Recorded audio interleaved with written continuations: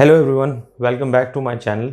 This is Ali Jevasani and I am conducting the course Media Branding. Before I begin with this session, I want you to go to the download link in the description below and download all the materials for today's session. So let's get going.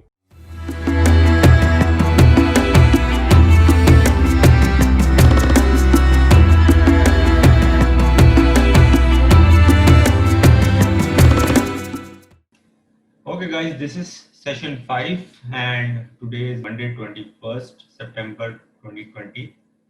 So let's get going.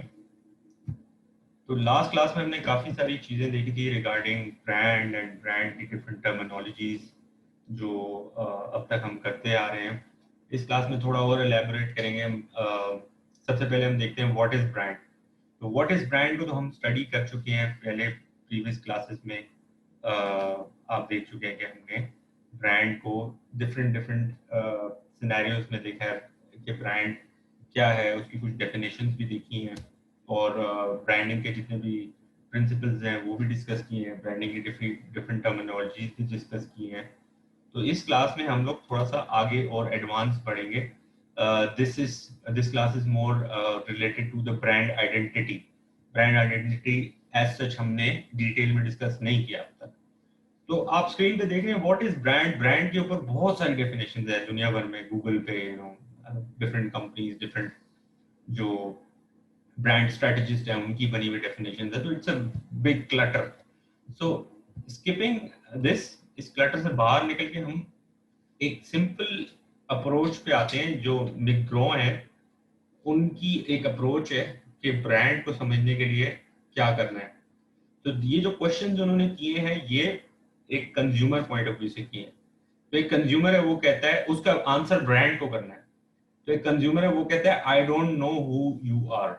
ठीक है, तो brand को बताना पड़ेगा कि भाई आप क्या हैं. आई डोंट नो, कंज्यूमर कहता है I don't know your company. Brand को मेक श्योर करना पड़ेगा कि मेरी कंपनी की इंफॉर्मेशन कंज्यूमर तक पहुंचे. कंज्यूमर कहता है I don't know your companies products. तो इसका मतलब ब्रांड को अपनी प्रोडक्ट्स को इतना इजीली एक्सप्लेन करना पड़ेगा या इजीली मार्केट और एडवर्टाइज करना पड़ेगा कि कंज्यूमर को इस क्वेश्चन का आंसर मिल जाए. आई don't know what your company stands for. Brand को ये एक्सप्लेन करना पड़ेगा कि मेरी कंपनी किस चीज़ को प्रमोट करती है, किस चीज़ के लिए स्टैंड करती है. I don't know your companies customers. Consumer को नहीं पता कि आपकी कंपनी के कस्टमर्स कौन से हैं, उनका क्या एज ग्रुप है, मेल है फीमेल है. तो ये चीज़ ब्रांड को एड्रेस करनी है. I don't know your companies reputation. Brand consumer को नहीं पता आपकी कंपनी की क्या रेपुटेशन है. अगर किसी कंज्यूमर को आपकी कंपनी की रेपुटेशन को गूगल करना पड़ता है या किसी से पूछना पड़ता है कि इस कंपनी की रेपुटेशन क्या है, इसका मतलब आपकी ब्रांडिंग वीक है, आप एज ए ब्रांड वीक हो, आपकी कम्युनिकेशन वीक है. तभी कंज्यूमर्स के माइंड में ये सारे क्वेश्चन आ रहे हैं. तो अब कंज्यूमर कहता है now what was it you wanted to sell me. So अब बताएं आप क्या बेचना चाह रहे हैं.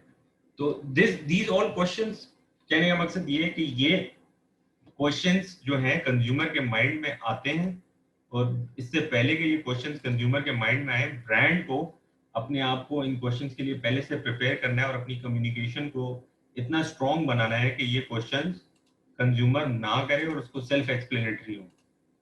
ठीक है, आगे बढ़ते हैं. तो ब्रायन कॉलिंस एक जगह कहते हैं कि ब्रांड जो है उसको बड़ा सिंपल तरीके से एक्सप्लेन करते हैं. वैसे तो हमने बड़ी कॉम्प्लेक्स डेफिनेशंस देखी हैं.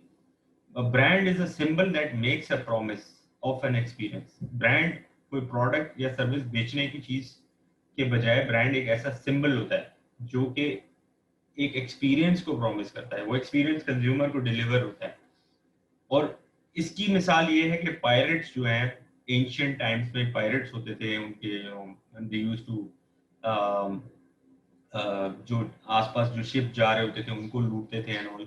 तो उनका जो फ्लैग होता था which was this symbol, the skull and these wounds, ये सिंबल मेक श्योर करता था कि अब जो है आप लूटने वाले हैं. तो ये सिंबल जो है वो मेक श्योर करता था, कंज्यूमर्स को आइडिया होता था कि लूटने के लिए तैयार हो जाओ. तो सिंबल इतना स्ट्रॉन्ग था, ये उसका एक्सपीरियंस इतना स्ट्रॉन्ग था. बाकी जो कस्टमर इसी तरह कहते हैं कि ब्रांड का जो सिंबल है, ब्रांड का जो लोगो है, वो इतना सेल्फ एक्सप्लेनेटरी हो, उसकी कम्युनिकेशन इतनी स्ट्रॉन्ग हो कि कंज्यूमर उस सिंबल, उस लोगो को देखते ही उसको ये आइडिया हो जाए कि ब्रांड का एक्सपीरियंस क्या है। और वो तभी होता है जब ब्रांड काफी टाइम से एग्जिस्ट करता है मार्केट में, उसकी जो है आइडेंटिटी स्ट्रांग हो जाती है, उसकी रिकॉल स्ट्रांग हो जाती है, तब वो कंज्यूमर को मेक श्योर करता है कि मेरा एक्सपीरियंस, उसको लोगो देख के एक्सपीरियंस याद आ जाए कि ब्रांड का एक्सपीरियंस क्या है। ठीक है ना? तो ये जो सिंबल है देख के लोग जो है पहले से ही तैयार हो जाते थे कि भाई लूटना है तो या तो सरेंडर कर दो या भाग जाओ वहां से। तो इसी तरह ब्रांड का जो सिंबल है, जो लोगो है, वो एक्सपीरियंस उसका इतना स्ट्रांग होना चाहिए कि कंज्यूमर्स को ब्रांड का सिंबल, लोगो दूर से देखते ही आइडिया हो जाए कि इस ब्रांड का एक्सपीरियंस कैसा होगा। अब वो इस ब्रांड को एक्सपीरियंस कर चुका होगा कंज्यूमर पहले, तो वो अच्छे से इस चीज को रिकॉल कर सकेगा। आगे बढ़ते हैं। डेविड आकर सेस के ब्रांड जो है एक मेंटल बॉक्स होता है। ठीक है? उस मेंटल बॉक्स में, it's not a physical box, it's a mental box, virtual. उस मेंटल बॉक्स में एडवर्टाइजमेंट्स होती हैं उस ब्रांड की। उस मेंटल बॉक्स में ब्रांड की पब्लिक रिलेशंस की जितनी भी उसने एक्टिविटीज की होती हैं, उन उन वो होती हैं। उस मेंटल बॉक्स में ब्रांड के न्यूज आर्टिकल्स होते हैं, उसके प्रोडक्ट एक्सपीरियंसेस होते हैं और कस्टमर एक्सपीरियंसेस होते हैं। तो ब्रांड दिमाग में, लोगों के, कंज्यूमर के दिमाग में एक मेंटल बॉक्स डेवलप करता है वो ब्रांड, उसका स्ट्रेटेजिस्ट कोशिश करता है कि इस तरह की अप्रोच हो कि वो ब्रांड जो है इस तरीके से कंज्यूमर के माइंड में अपना मेंटल बॉक्स डेवलप कर लें। आगे बढ़ते हैं। तो एग्जाम्पल है हमारे पास नाइकी की। नाइकी की एग्जाम्पल इसलिए है कि आप देखते हैं कि दुनिया के जितने भी छोटे बड़े ममालिक हैं, नाइकी इज दैट ब्रांड जिसने अपने आप को, जो कंज्यूमर के माइंड में इतना जबरदस्त पेनिट्रेट कर लिया है कि नाइकी, जो ब्रांड, जो कंज्यूमर्स नाइकी अफोर्ड नहीं कर सकते, वो नाइकी की कॉपी खरीदते हैं just to show off and get satisfied that they are wearing Nike. तो इतनी स्ट्रॉन्ग इसकी ब्रांड रिकग्निशन है, ब्रांड रिकॉल है नाइकी की।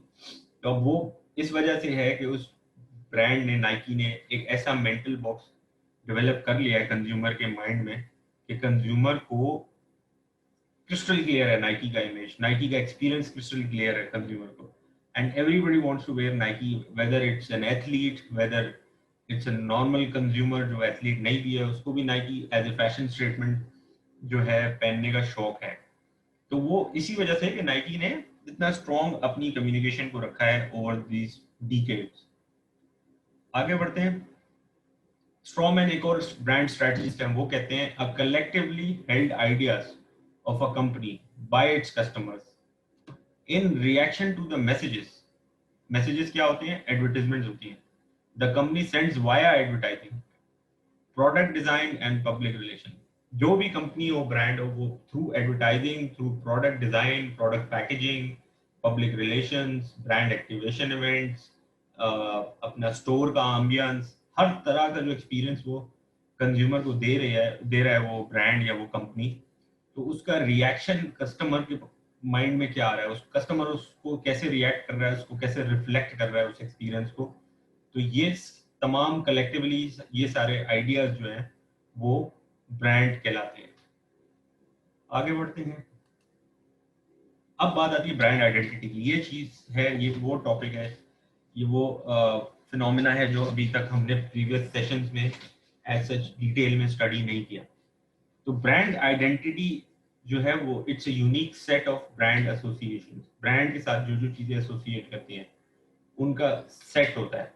वो क्या क्या चीजें एसोसिएट कर सकती हैं? वो कलर भी हो सकता है, वो टेस्ट भी हो सकता है, वो फ्रेग्रेंस भी हो सकती है, वो उस ब्रांड को, अगर वो टेंजिबल ब्रांड प्रोडक्ट सेल करता है तो उसको होल्ड करने का जो टच एक्सपीरियंस है आपका वो भी हो सकता है, विजुअल एक्सपीरियंस भी हो सकता है, ऑडिबल एक्सपीरियंस भी हो सकता है। अगर वो एडिबल ब्रांड है तो टेस्ट का एक्सपीरियंस हो सकता है। ये सारी जो एसोसिएशन है ब्रांड आइडेंटिटी का जो सेट है ये एसोसिएशंस का, that brand strategist aspires to create और मेंटेन। ब्रांड स्ट्रेटजिस्ट प्लान करता है और चाहता है कि ये क्रिएट भी करे ऑडियंस के माइंड में, कंज्यूमर के माइंड में, और उसको मेंटेन भी करके, सिर्फ क्रिएट नहीं करते, मेंटेन भी करके रखते। These associations represent what the brand stands for and imply a promise to the customers for the organization's members. तो ये जो एसोसिएशन ब्रांड की जो एसोसिएशन है वो ब्रांड स्ट्रेटजिस्ट प्लान करता है, वो कंज्यूमर के माइंड में आ जाती हैं, उसको ब्रांड स्ट्रेटजिस्ट मेंटेन करके रखता है कि वो एक्सपीरियंसेस वैसे ही मेंटेन रहे जैसे उसने प्लान किया है। तो वो चीजें जो है कंज्यूमर को प्रॉमिस करती हैं कि हमारा ब्रांड अच्छा है। फॉर इंस्टेंस आप सालों से टपाल यूज कर रहे हैं चाय, तो वो इसलिए यूज कर रहे हैं कि आपके पेरेंट्स भी टपाल यूज करते थे, आप बड़े हुए, आपने घर में टपाल चाय पी, और आप you're very much satisfied with the taste, with the fragrance, with its color, its quality, everything. So वो चीजें आपके माइंड में परसीव हो चुकी हैं, उस वो एक्सपीरियंसेस आपके माइंड में जा चुके हैं। और not just taste, smell and fragrance and all, but एक चीज होती है यादें। इंसान जो है ना ब्रांड के साथ अपनी कुछ गुड मेमोरीज को भी एसोसिएट करता है। अगर आपने चाय टपाल की घर में शाम के टाइम पे चाय बनती है एंड यू हैव एसोसिएटेड टपाल टी विद गुड मेमोरीज, क्योंकि आप एज ए फैमिली आप बैठते हैं शाम को एंड आप चिट चैट करते हैं, डिस्कशन करते हैं, और वो गुड मेमोरीज आपकी हैं, तो वो भी ब्रांड के साथ एसोसिएट हो जाती हैं। तो ब्रांड यही चाहता है कि आप अपनी कैंपेन्स में वो इसी तरह की चीजें दिखाता है कि आप अपने गुड मेमोरीज को भी किसी तरह ब्रांड के साथ एसोसिएट कर लें।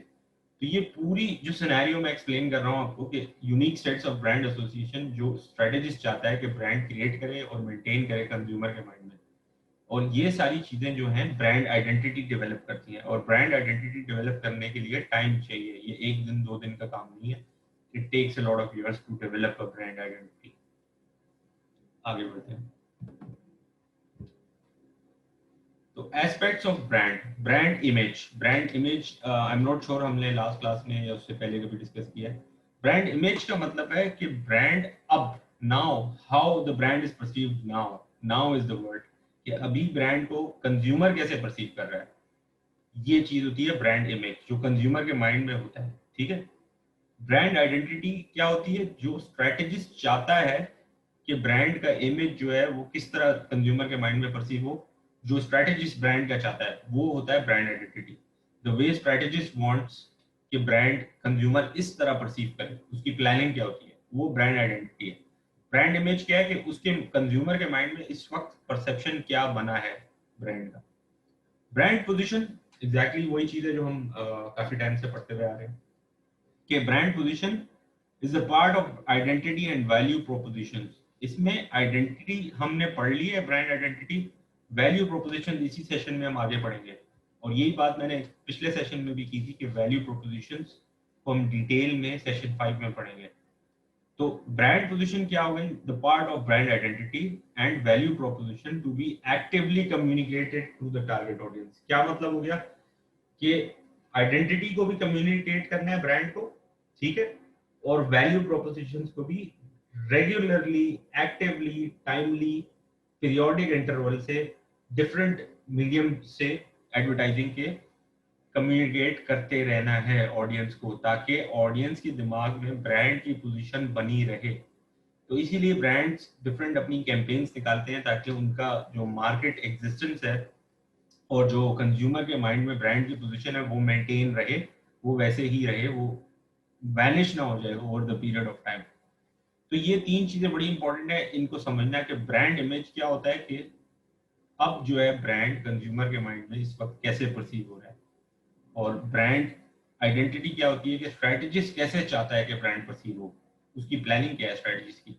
और ब्रांड पोजीशन ये है कि आइडेंटिटी और वैल्यू प्रोपोजिशंस ब्रांड जो है एक्टिवली कम्युनिकेट करता रहे अपनी टारगेट ऑडियंस को।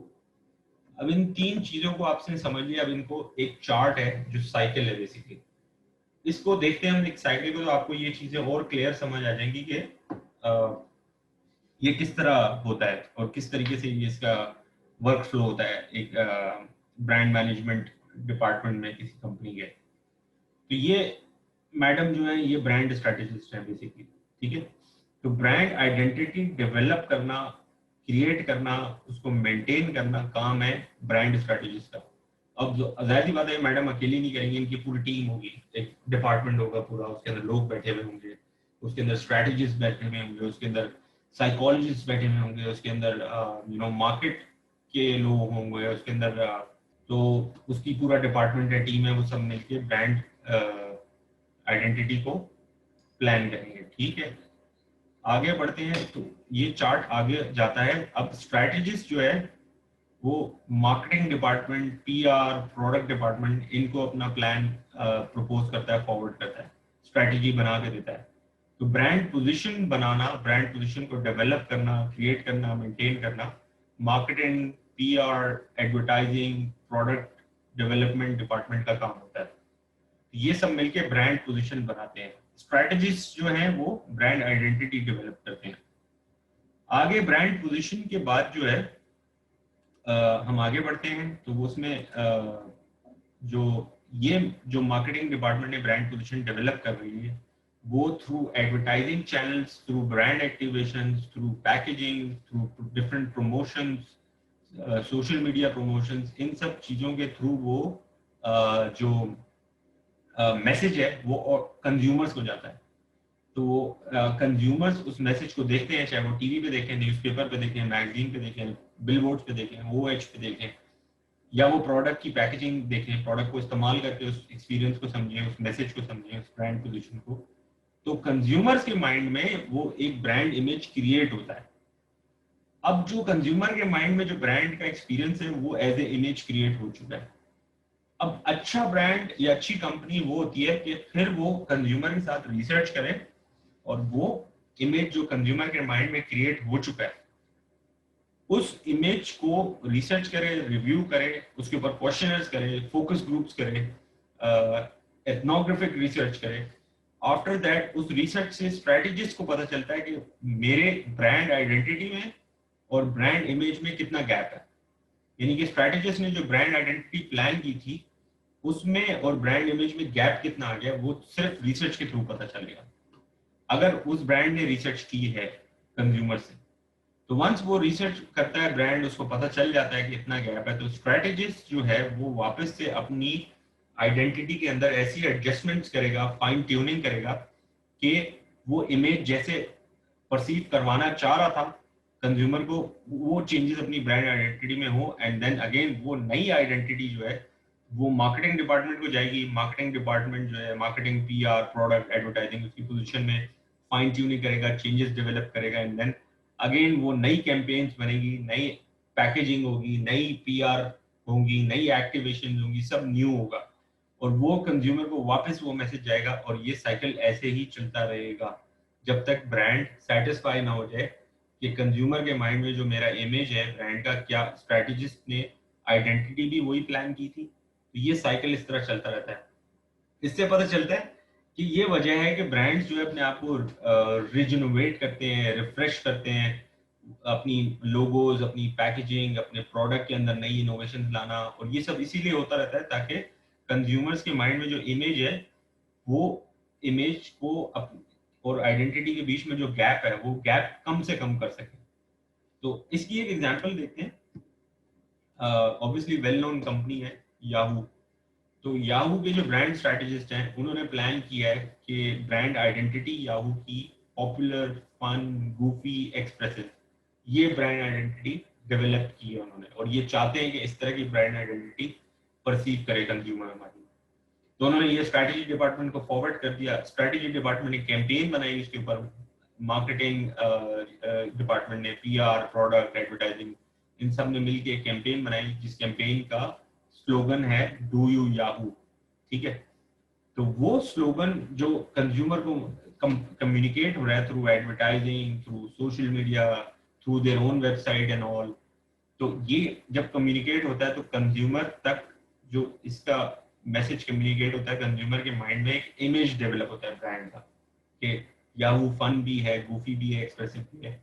लेकिन अगर उसमें कोई गैप होता है तो वो कंज्यूमर से रिसर्च करेंगे, स्ट्रेटेजिस्ट रिसर्च करेंगे, क्वेश्चनर्स सर्कुलेट करेंगे, फोकस ग्रुप्स करेंगे, एथनोग्राफिक रिसर्च करेंगे।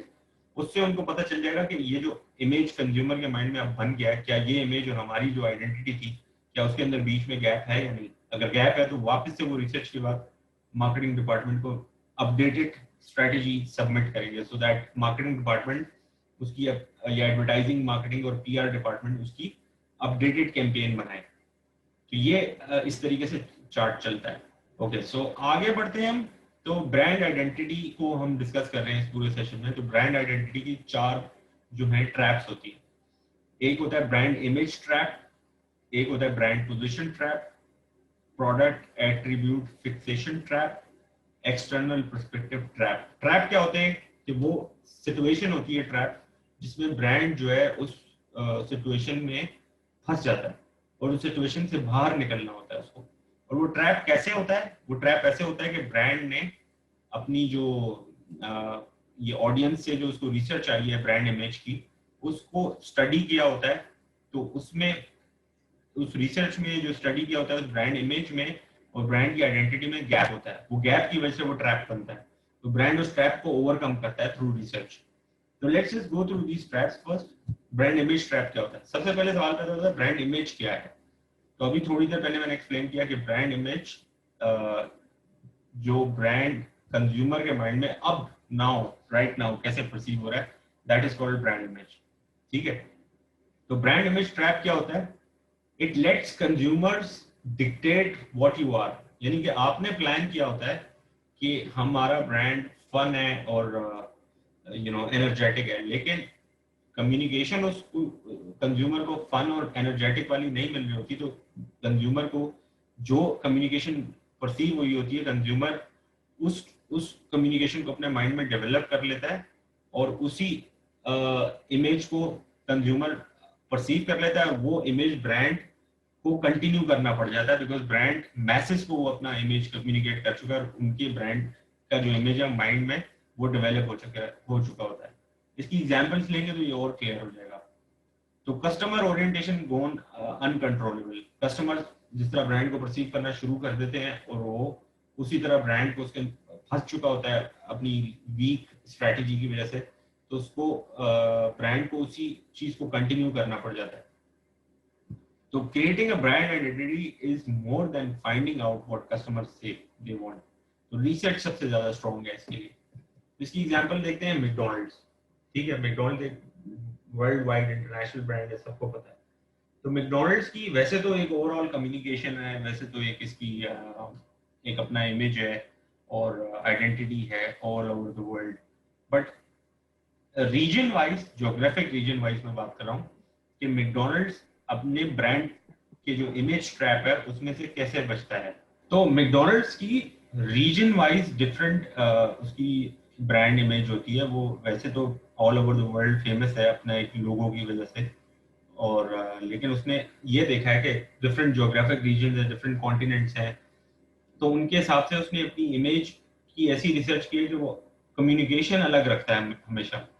तो you deserve a break today, ठीक है, ये कोई एक रीजन है, उसमें ऑडियंस उसकी एडल्ट्स है। तो मैसेज जो मार्केटिंग एडवर्टाइजिंग पीआर के थ्रू जो मैसेज जाता है ऑडियंस को वो है treat yourself don't cook. Obviously ये ट्रीट योरसेल्फ डोंट कुक ये उनके लिए जो बिजी रूटीन लाइफ होती है उनकी and they can't cook at home और उनके वर्किंग आवर्स बहुत टफ होते हैं। तो ये उनके लिए इस तरह की मार्केटिंग एडवर्टाइजिंग के थ्रू कैंपेन जाती है। एक और रीजन में देखते हैं ऑडियंस जो है ब्रांड की, दैट इज मैकडॉनल्ड्स की टीन्स हैं, यंग अडल्ट्स हैं। तो उसकी कम्युनिकेशन जो मार्केटिंग डिपार्टमेंट ने डेवलप की है वो है वीर हिप। तो इस कम्युनिकेशन के अलाउंड ब्रांड रिवॉल्व करता है जो अपनी कम्युनिकेशन होती हैं, जितनी भी एडवर्टाइजिंग पीआर प्रोडक्ट रिलेटेड, वो कंज्यूमर को उसके अराउंड रिवॉल्व करती हैं। वो उस तरह की कम्युनिकेशन कंज्यूमर को परसीव होती है। फिर एक और सिचुएशन है ऑडियंस एनीवन। तो मार्केटिंग डिपार्टमेंट ने जो कम्युनिकेशन इसके लिए डेवलप की है वो है everyone eats here must be good, everything you eat here must be good। तो ये डिफरेंट रीजन के लिए है। ठीक है, एक और रीजन हम देखते हैं, उसमें ये देखते हैं कि हम फैमिलीज जो हैं वो ऑडियंस है। तो मैकडोनल्ड की जो मार्केटिंग डिपार्टमेंट है उसकी अप्रोच कम्युनिकेशंस की वो है इट्स फन हियर। तो ये डिफरेंट रीजन वाइज उसने अपनी कम्युनिकेशन को ऑडियंस तक कम्युनिकेट करने के लिए डिफरेंट स्ट्रैटेजीज बनाई हुई है। तो मैकडोनल्ड अपने ब्रांड के इमेज ट्रैप से इस तरीके से बचता है। ठीक है, तो आगे बढ़ते हैं, चारों ट्रैप्स देख लेते हैं, फिर क्वेश्चंस ले लेते हैं। एक्सटर्नल पर्सपेक्टिव ट्रैप्स, ये सेकंड ट्रैप है।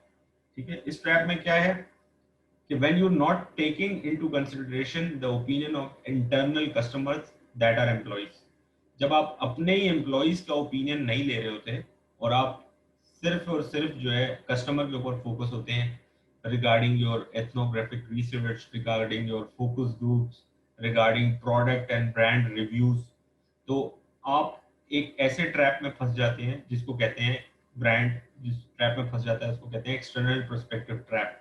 इसमें क्या होता है, if employees are not bind towards the identity of the brand, thus they are not able to work for it and pass on to the customers। तो ये इस तरह का कुछ डिस्कशन में लास्ट सेशन में भी कर रहा था कि कंपनीज क्या करती हैं, अपने एम्प्लॉयज की ट्रेनिंग करवाती हैं regarding the brand.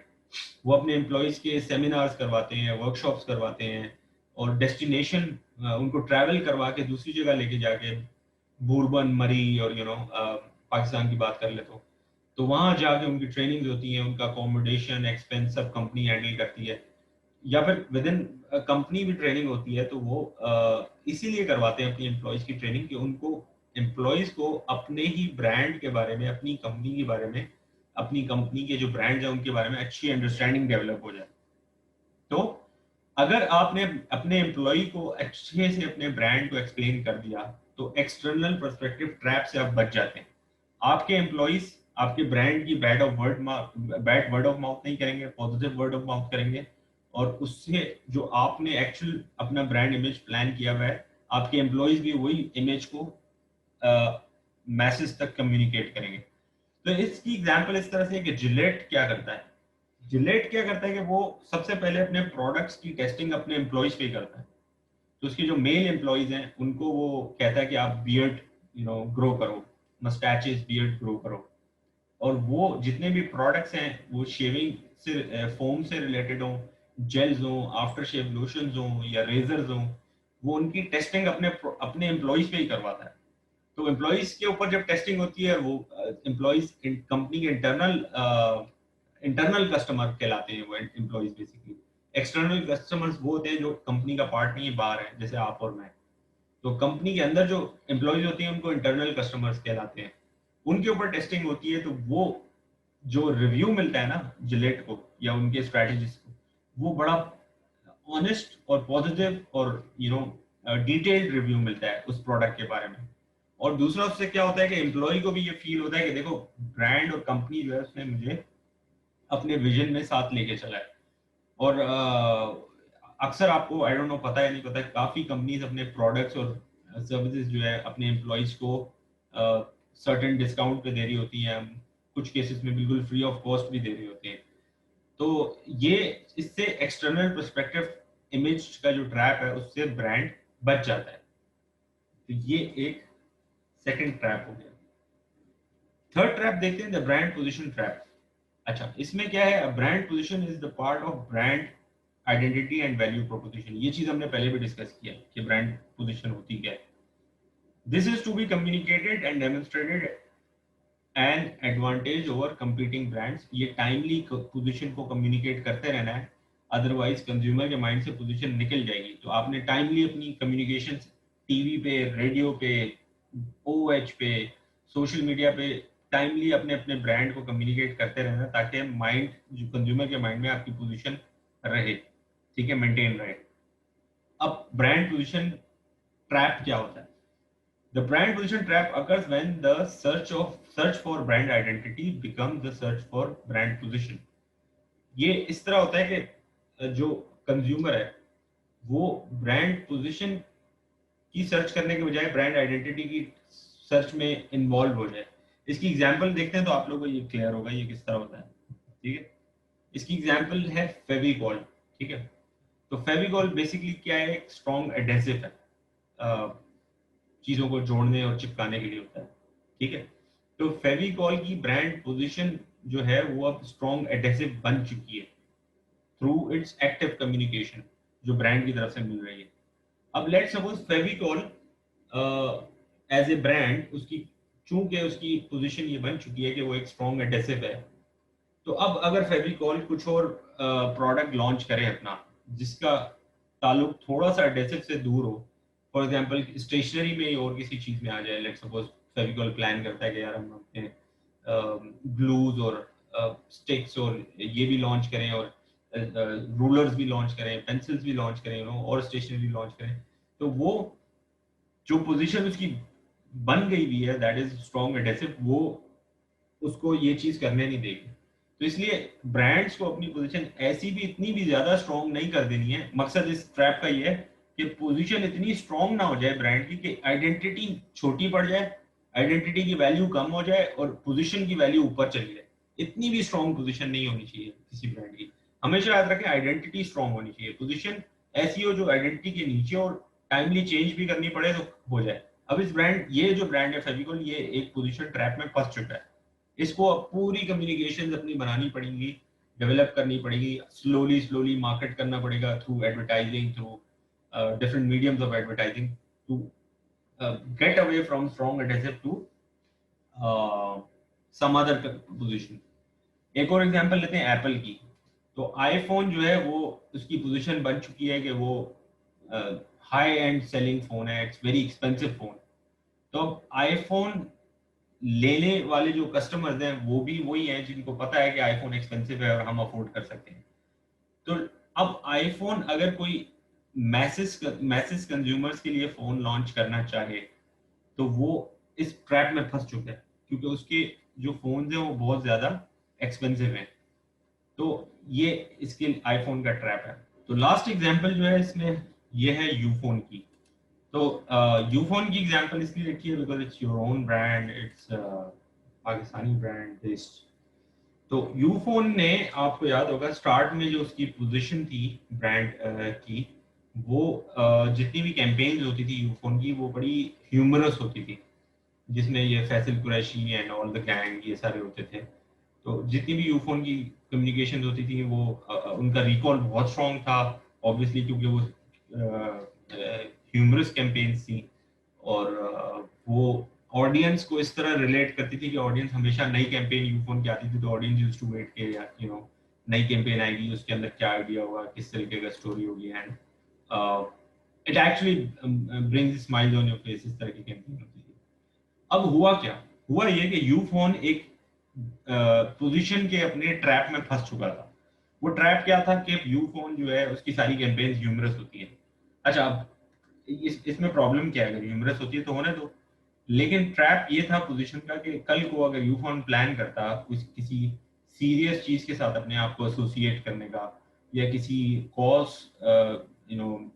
Larger than life cause के साथ अपने आप को एसोसिएट करने का सोचता, तो वो कंज्यूमर उस बात को रिलेट नहीं कर सकता था, क्योंकि यूफोन की तो सिर्फ और सिर्फ ह्यूमरस ही क्या कहते हैं पोजीशन थी थ्रू इट्स एक्टिव कम्युनिकेशन। फिर यूफोन के स्ट्रेटजिस्ट बैठे सर जोड़ के, उन्होंने प्लानिंग की कि अब जो है स्लोली हम कंज्यूमर को आहिस्ता आहिस्ता शिफ्ट करेंगे टूवर्ड्स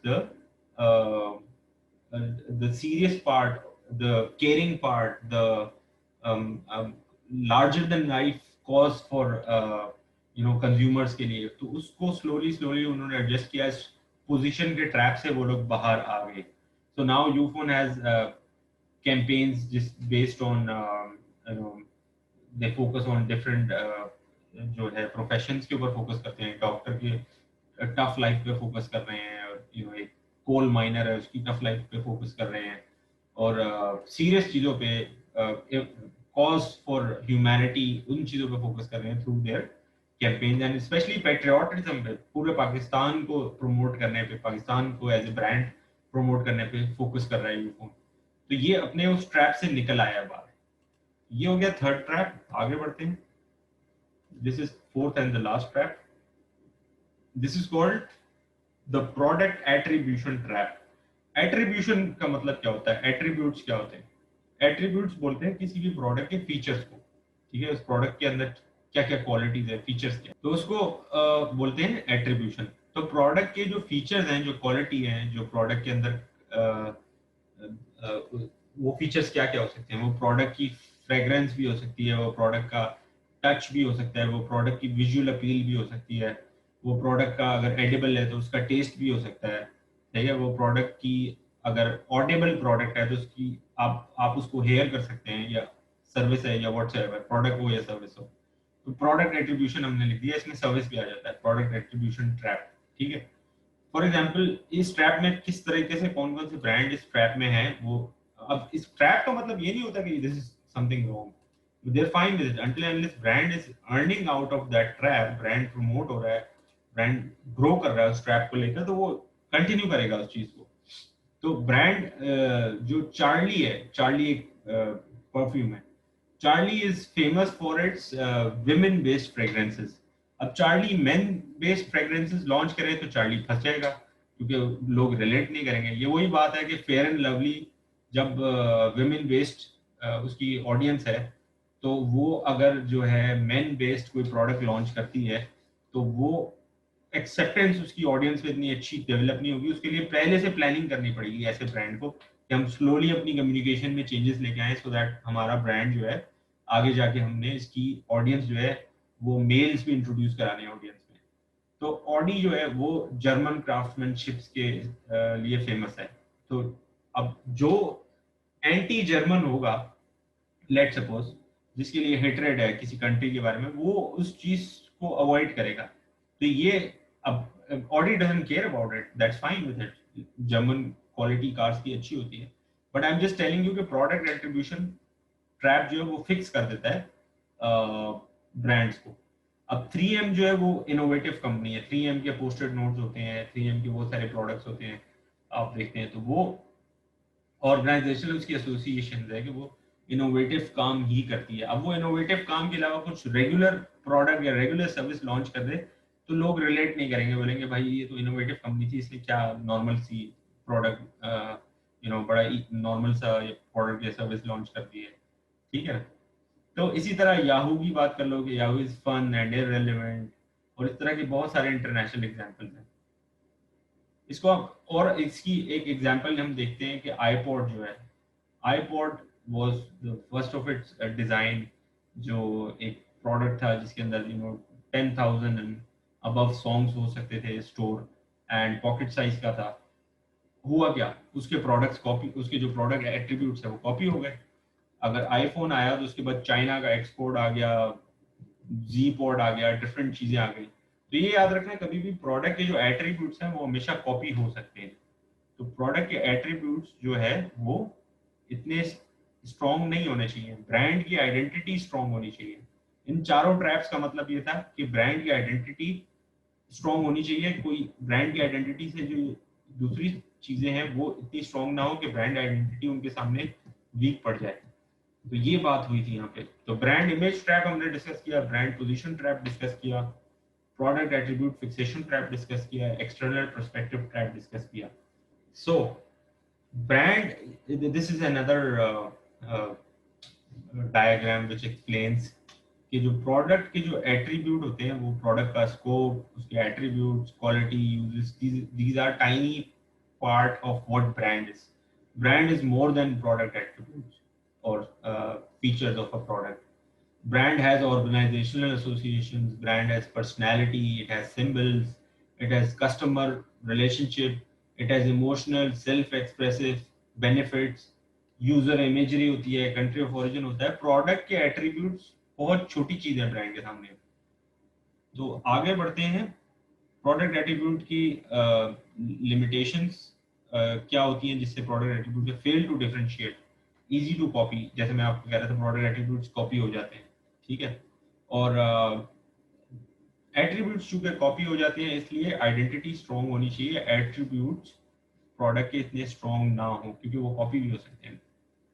तो ट्रैप्स से breaking out of traps is brand as a product जो है वो इंक्लूड करता है अपनी यूजर इमेजरी और कंट्री ऑफ ओरिजिन। तो ये प्रोडक्ट के ट्रैप से ब्रेक कर सकता है। आइडेंटिटी की केस में ब्रांड जो है based on perspective of brand organisation as a person, as a symbol, as a well of a product. ये हम फर्स्ट सेशन से ही डिस्कस कर रहे हैं कि ब्रांड जो है अपने आप को एज ए ह्यूमन लेके चलता है, तो वो काफ़ी सारी चीज़ों से बच जाता है, और काफ़ी अंडरस्टैंडिंग उसकी अपने ही ब्रांड के बारे में डेवलप हो जाती है, कंज्यूमर को इजीली अंडरस्टैंड करवा देता है कि वो ब्रांड है क्या चीज़, ठीक है। तो बाकी आगे देखते हैं वैल्यू प्रोपोजिशन, इसको डिटेल में डिस्कस करना है तो ये क्लियर हो जाएगा। फिर एक्सटर्नल और इंटरनल रोल ब्रांड का बहुत इंपॉर्टेंट है, अपने एम्प्लॉयज़ को भी स्ट्रॉन्ग कम्युनिकेशन देनी है, जैसी वो कस्टमर्स को देना चाह रहा है, ठीक है। तो ब्रांड पोजीशन जो है वो छोटी चीज़ है, उसकी अपनी आइडेंटिटी बहुत स्ट्रांग होनी चाहिए। तो ये सारी चीज़ें ट्रैप से बच जाता है, और ये हर जो ट्रैप से बचने का मेथड है वो मैं उस ट्रैप के साथ आपको एक्सप्लेन भी कर रहा था उसमें। अच्छा, तो वैल्यू प्रोपोजिशन जिसका बहुत देर से जिक्र हो रहा है और हमने एक दो सेशन पहले भी जिक्र हुआ था, ये बड़ा इंपॉर्टेंट है, और इसका जो है मिड टर्म से भी बड़ा कनेक्शन होता है वैल्यू प्रोपोजिशन के जो ये टर्म्स है। वैल्यू प्रोपोजिशन क्या होती है? Basically functional, emotional and self expressive benefits को कहते हैं value propositions of a brand, जो कि ब्रांड डिलीवर करता है टू द कस्टमर्स।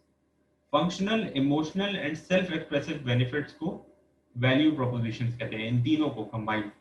अब देखते हैं कि फंक्शनल, इमोशनल और सेल्फ एक्सप्रेसिव बेनिफिट्स क्या होते हैं, इनमें क्या डिफरेंस है, ठीक है। तो एक डेफिनेशन ये है, an effective value proposition should lead to brand customer relationship and drive purchase decision.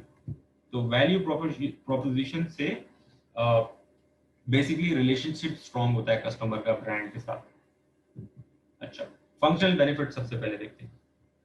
Functional benefit जैसे नाम है कि वो ऐसा बेनिफिट जो कोई फंक्शन प्रोवाइड करे कंज्यूमर को, ठीक है, कोई यूटिलिटी प्रोवाइड करे, और सबसे ज्यादा विजिबल बेनिफिट वो होता है, ठीक है ना।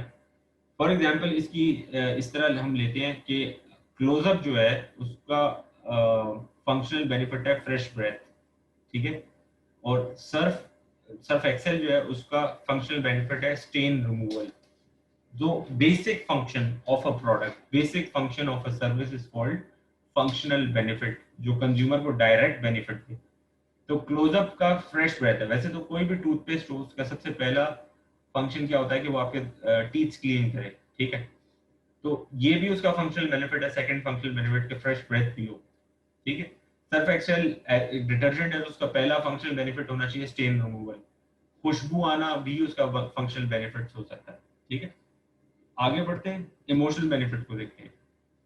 इमोशनल बेनिफिट्स क्या होते हैं कि जब आप कोई ब्रांड को परचेज करते हो, when purchase or use of a brand gives a positive feeling to you as a consumer, तो वो जो फीलिंग है उसको इमोशनल बेनिफिट कहते हैं, ठीक है। Emotional benefit, brands emotional benefits का आजकल बहुत ज्यादा काम करते हैं, ताकि इमोशनल बेनिफिट्स बेसिकली क्या होती है, राइट ब्रेन को ट्रिगर करती है। तो राइट ब्रेन डिसीजन मेकर होता है, तो राइट ब्रेन आपके लेफ्ट ब्रेन को कहता है कि ये खरीद लो, क्योंकि राइट ब्रेन का एक्सपीरियंस और इमोशन उस ब्रांड के साथ कनेक्टेड होता है। तो इसकी एग्जांपल ये है कि freshness and confidence in case of Closeup. तो क्लोजअप का काम तो दांत साफ करना है, और उसकी फ्रेश ब्रेथ है उसका फंक्शनल बेनिफिट। तो कॉन्फिडेंस और फ्रेशनेस कहाँ से आ गई कि मतलब अब आप कैंपेन्स देखो क्लोजअप की, तो उसमें ये दिखाया जाएगा कि आप जो है क्लोजअप यूज करने के बाद इतने फ्रेश हो गए, इतने एनर्जेटिक हो गए कि आप जो है बाहर निकले हो घर से तो एवरीबडी, इतनी फ्रेशनेस है आपके अंदर कि सब लोग आपकी फ्रेशनेस से वो भी इफेक्ट हो रहे हैं, वो भी फ्रेश हो रहे हैं, और इतना कॉन्फिडेंस आपके आपके अंदर आ गया है। तो this is emotional benefit, this does not actually happen, ठीक है ना। ये वो चीज होती है जो ब्रांड एस्पायर करता है, अपनी एस्पिरेशन देता है अपनी कंज्यूमर्स को कि हमारा ब्रांड यूज करेंगे तो ये फीलिंग डेवलप होगी आपके अंदर। तो emotional benefit is kind of feeling, positive feeling, ठीक है। आगे देखते हैं self expressive benefit. Self expressive benefit क्या होते हैं कि provides a brand can provide a self expressive benefit by providing a way for a customer to communicate his or self image। एक ऐसा बेनिफिट होता है जो कि कंज्यूमर अपना इमेज जो है उसको एक्सप्रेस करे, तो वो एटीट्यूड होता है while using that brand or after using that brand, ठीक है ना। तो जैसे feeling smart by buying Surf, Surf is the double cabin car, उसकी बात होगी, ठीक है ना। स्मार्ट आप फील कर रहे हैं, या can do attitude by wearing a Nike, when you are wearing a Nike you feel like you will win this game. तो वो जो एटीट्यूड, कंज्यूमर का जो एटीट्यूड होता है जो रिफ्लेक्ट करता है उस ब्रांड को यूज करने के बाद, वो सेल्फ एक्सप्रेसिव बेनिफिट होते हैं, यानी कंज्यूमर खुद उस ब्रांड को यूज करने के बाद जिस तरीके से एक्सप्रेस करता है। अब ये चीज कैंपेन्स में भी होती है, आपने अक्सर कैंपेन्स में देखा होगा कि कंज्यूमर जो है अपना उस ब्रांड को यूज करने का रिव्यू दे रहा होता है, इस तरह के अक्सर आपने कैंपेन्स देखे होंगे। तो ये तीनों जो वैल्यूज हैं इसके अराउंड कैंपेन्स और ब्रांड की काफी सारी चीजें रिवॉल्व करती हैं। इन तीनों में से दो का डिफरेंस देख लेते हैं हम, क्योंकि फंक्शनल बेनिफिट तो बहुत क्लियर है। Anything which is the first function of the brand और अ प्रोडक्ट, जो फिजिकल फंक्शन हो सबसे पहला, वो फंक्शनल बेनिफिट होते हैं। इमोशनल और सेल्फ एक्सप्रेसिव के बीच में थोड़ा सा डिफरेंस ये है कि इमोशनल बेनिफिट में फीलिंग्स होती हैं, सेल्फ एक्सप्रेसिव बेनिफिट में सेल्फ होती है, अपनी बात होती है कि हमारी जो इंसान है पर्सन टू पर्सन वेरी करती है। और ये एडवर्टाइजिंग में आपने कॉन्सेप्ट पढ़ा था इंडिविजुअलिज्म का, जो इंडिविजुअलिज्म है वो बिलोंग करती है सेल्फ एक्सप्रेसिव बेनिफिट्स के साथ।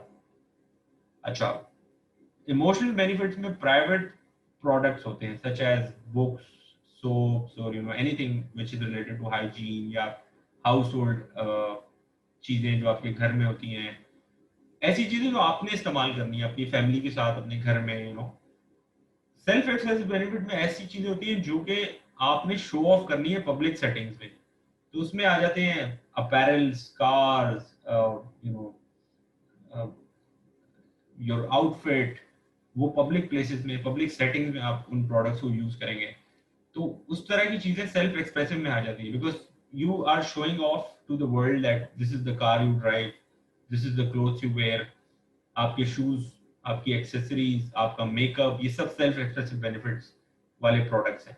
और इमोशनल बेनिफिट्स वाले वो प्रोडक्ट्स हैं जो आपको पर्सनल फायदा दे रहे हैं, एंड यू डोंट केयर कि पब्लिक को उस चीज का पता है नहीं पता है, but you are satisfied because of using those products. Emotional benefits are more transitory. They can change. Like emotional benefit can keep on changing. लेकिन जो सेल्फ एक्सप्रेसिव बेनिफिट्स हैं वो कंज्यूमर की पर्सनैलिटी से परमानेंटली लिंक कर देते हैं।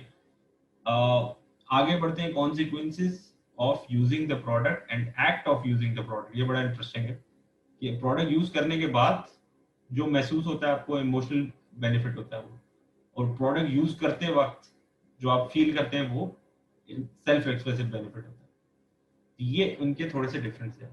अच्छा, तो ये जो आप जो है देख रहे हैं स्क्रीन पे, brand identity plan. Since we are discussing the brand identity in this complete session, तो ब्रांड आइडेंटिटी प्लान होता है जो कि ब्रांड स्ट्रेटजीज बनाता है। जो इससे पहले मैं एक जगह चार्ट दिखा रहा था कि ब्रांड स्ट्रेटजिस्ट जो है उसने एक प्लानिंग की होती है, जो ब्रांड स्ट्रेटजी की प्लानिंग करती है, ब्रांड आइडेंटिटी डेवलप करते हैं, तो उसके लिए ये चार्ट यूज होता है। तो इस चार्ट में वो ब्रांड स्ट्रेटजिस्ट क्या करता है कि brand as a product, brand as an organisation, brand as a person, brand as a symbol, ये चारों चीजें कैटेगराइज करके उसके अंदर जो है डिटेल्स लिखता है ब्रांड के बारे में। तो ब्रांड एज अ प्रोडक्ट देखते हैं, प्रोडक्ट का स्कोप क्या है, प्रोडक्ट के एट्रीब्यूट्स क्या है, क्वालिटी वैल्यू कैसी है उसकी, यूजर्स कैसे हैं, यूजर्स यानी कि कंज्यूमर्स कौन है, किस किस कंट्री में, कंट्री ऑफ ओरिजिन क्या है उसका। ब्रांड एज एन ऑर्गेनाइजेशन में हम देखते हैं कि ऑर्गेनाइजेशन के एट्रीब्यूट्स क्या हैं। एक तो प्रोडक्ट के एट्रीब्यूट होते हैं, एक ऑर्गेनाइजेशन के एट्रीब्यूट्स होते हैं, जैसे कि वो ऑर्गेनाइजेशन एम्प्लॉयज के लिए क्या करती है, कितना मेंटल हेल्थ के लिए एम्प्लॉयज की क्या करती है, पैकेज कैसा देती है, ये सारी ऑर्गेनाइजेशनल एट्रीब्यूट्स होती है। फिर लोकल वर्सेस, या उस ऑर्गेनाइजेशन का कल्चर कैसा है, लोकल वर्सेस ग्लोबल, वो ब्रांड लोकल है या ग्लोबल ब्रांड है। ब्रांड एज अ पर्सन में हम देखते हैं पर्सनैलिटी, देखते हैं ब्रांड की एज ए ह्यूमन ब्रांड की क्या पर्सनैलिटी है, ब्रांड कस्टमर का रिलेशनशिप कितना है, ब्रांड कितना फ्रेंडली है, कितना कम्युनिकेट करता है अपने कस्टमर्स के साथ। ब्रांड एज अ सिंबल जो है उसमें हम विजुअल इमेजरी एंड मेटाफोर्स देखते हैं। विजुअल इमेजरी किस तरह पता चलती है, तमाम जितनी भी एडवर्टाइजिंग कैंपेन्स हैं, जिस जो विजुअल्स नजर आ रहे हैं कंज्यूमर्स को ब्रांड से रिलेटेड, वो ब्रांड एज अ सिंबल उसमें आ जाते हैं। और मेटाफोर क्या बोलते हैं, मेटाफोर किसी सिंबल को बोलते हैं जिसका कोई हिडन मीनिंग होता है। तो वो चीजें visual imagery and metaphors brand की सिंबल को रिप्रेजेंट करती हैं। ब्रांड हेरिटेज, ब्रांड का कल्चर कितना पुराना है, किस कंट्री से ओरिजिनेट हुआ था, और कितना रिस्पेक्ट है और कितनी हेरिटेज है उस ब्रांड की। तो ये सारी चीजें होती हैं। अब इसको देखते हैं कि गूगल कैसे इस पे फिट करता है। तो गूगल का brand as a product section हम देखते हैं, ये वाला। तो प्रोडक्ट स्कोप गूगल का क्या है कि गूगल जो है सर्च करने के लिए, ठीक है। उसके बाद प्रोडक्ट एट्रीब्यूट गूगल के क्या है कि इट्स फास्ट, इट्स कॉम्प्रिहेंसिव। आगे देखते हैं क्वालिटी एंड वैल्यू गूगल की क्या है कि इट्स द बेस्ट। आप सबसे पहले गूगल क्रोम यूज करते हो कोई वेब बेस्ड सर्च करने के लिए एज ए ब्राउजर इसको सबसे पहले प्रेफर करते हैं। ठीक है, फिर उसके बाद देखते हैं यूजेस गूगल किस किस चीज़ के लिए यूज होता है। फाइंड एनीथिंग, रिसर्च, फन के लिए भी यूज हो सकता है। यूजर्स इसके कौन है? Everyone around the world. इसमें कोई एज ब्रैकेट नहीं है, कोई जेंडर वाइज सेगमेंटेशन नहीं हुई हुई। कंट्री कोई गूगल की स्पेसिफिक है नहीं, इट्स इंटरनेशनल ब्रांड, हर कंट्री में यूज होता है। तो नेक्स्ट उस पर देखते हैं brand as an organisation, organisational attributes, यानी कि कंपनी का कल्चर क्या है। तो हार्ड वर्किंग कल्चर है कंपनी का, फन है। ठीक है, आगे देखते हैं तो लोकल है या ग्लोबल है। Obviously Google is a global company. Brand as a person देखें तो पर्सनैलिटी गूगल की क्या है। गूगल की पर्सनैलिटी ऑनेस्ट है लेकिन प्लेफुल भी है साथ में। ठीक है, सही रिसर्च आप कर सकते हैं इसके ऊपर। ब्रांड कस्टमर रिलेशनशिप गूगल का आप देखें तो always there for you. Obviously it's internet based thing, तो इंटरेक्ट करना आपके लिए बड़ा इजी हो जाता है विद द ब्रांड। और गूगल डिफरेंट डिफरेंट स्टेजेस पे आपसे क्वेश्चनेयर्स वगैरह भी, क्वेश्चंस भी करता रहता है, एक एक चीज पूछता है आपसे। अच्छा, ब्रांड एज अ सिंबल देखें तो विजुअल इमेजरी एंड मेटाफोर्स के हैं गूगल के। It's has a simple design, basic HTML format है। लोगो है इसका जो है कोई सेक्रेट लोगो नहीं है जिसमें कोई हिडन मीनिंग नहीं है। It's simple logo. ठीक है, एंड ब्रांड हेरिटेज देखें तो old internet, obviously it is as old as internet is old, इतना पुराना है गूगल। ठीक है ना, तो ये इस चार्ट को आपने फिल किया अकॉर्डिंगली गूगल के। नाउ फॉर दिस वीक आपका जो टास्क होगा वो ये होगा कि आपका असाइनमेंट वो ये होगा कि यही चार्ट आपको जो ये चार्ट है जो आपने देखा कि गूगल के बारे में फील्ड है, ये चार्ट आपको फिल करना है जो कि ब्रांड आप लोगों ने सेशन जो इससे पहले सेशन हुआ था हमारा, उसमें जो असाइनमेंट था, उसमें जो ब्रांड आपने सेलेक्ट करके असाइनमेंट किया था, जिसपे आपने बहुत सारी ब्रांड की टर्मिनोलॉजीज एक्सप्लेन की थी, जो असाइनमेंट आप असाइनमेंट 4 सबमिट कर चुके हैं। तो जो ब्रांड आपने उसमें सेलेक्ट किया था उसी ब्रांड के ऊपर आपने ये चार्ट फिल करना है, ब्रांड आइडेंटिटी प्लानिंग का चार्ट। तो guys this is end of the session and we'll meet next week. So guys, this is end of the session. I hope you liked this video. Do subscribe to my channel. See you next week. Till then, take care.